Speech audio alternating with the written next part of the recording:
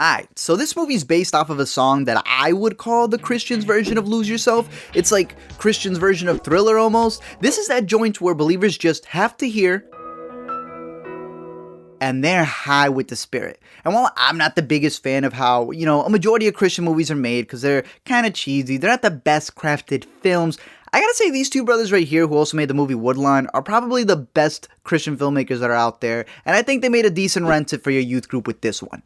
Let me explain. So if you don't know the band MercyMe, it's a Christian group that sings contemporary Christian music, but then they also did folk music whenever that was popping, and then, they dabbled in pop music in order to hit the charts one time, and I think they're coming out with a trap album just to keep up with the trends. So while I'm not a biggest fan of their newer stuff, they did make like Amazing Grace 2.0 with this song back when it charted in 2001, and I'm pretty sure it's still like on Caleb's top 10 every week, when they're not doing their pledge drive. So this movie's about how that song, the biggest Christian song, was written in only 10 minutes, but how it took this guy's entire life to get there.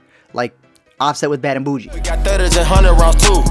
Dude was raised in a home where the mom just dipped, the dad was hitting him with breakfast plates, and his only form of escape was star-lording it with his Walkman. But because he's a football player, he was never able to focus on the arts until Michelle Obama from War Room over here, Troy Bolton's him, casts him in the school play, and all of a sudden he falls in love with music. Eventually, he ends up running away. This man joins a band. They call themselves MercyMe because, that's what your grandma would say if you decided to run off without an actual job. But even though they're selling out shows and they're, selling their mixtapes all around, nobody wants to sign them. Now, I'll say this, because we see a couple of flashbacks, especially with the kid actors who, they ain't Abigail Breslin and Jacob Tremblay, but I wish there was a little bit more focus with the girl because that ends up being his future wife. And, since they met when they were fetuses, that would have been, more of an interesting story since they have history. The mom dipping and not bringing her back in the movie, like we don't see her at all until the end credits where it says that she's back in his life and is his biggest fan after he made it big.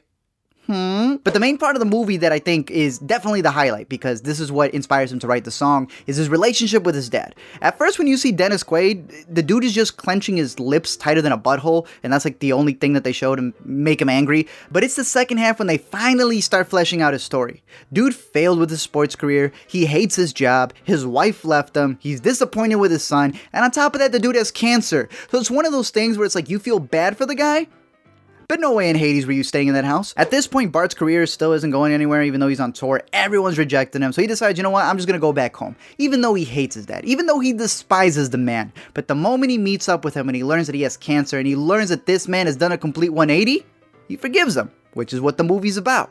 Now, obviously the dad attributes this to finding God, and that causes Bart to go, well, shoot, if God can change the dude who hit me with a freaking plate of scrambled eggs, then maybe there's something special here. Him and his dad reconnect, they become best friends, they write notes with each other, they go to church, and then he dies. Obviously that sucks, but at the same time, it's that death that causes him to go completely full SpongeBob, create the song that would eventually change his life, and talk about the afterlife that would also affect many others to come. Saint Amy Grant is about to buy the song and make it her own, but she's a real G. She promotes it for them. It becomes the biggest CCM song of all time, saves lives, makes a movie, and does the unimaginable. Except they messed up with that Michael W. Smith casting. Like, I was worse than Snoop in Compton. Thank you guys for checking out this video. I'm curious to know your thoughts. Like I said, I'm very critical when it comes to Christian films, because if this is supposed to be the word of God, then y'all gotta do God's films justice. And this one, it stands up in the crowd. We'll see how God's Not Dead 3 does. But other than that, let me know what else you want me to cover. Comment, like, and subscribe down below. And I still got those God's Not Dead 7 tickets if you want them.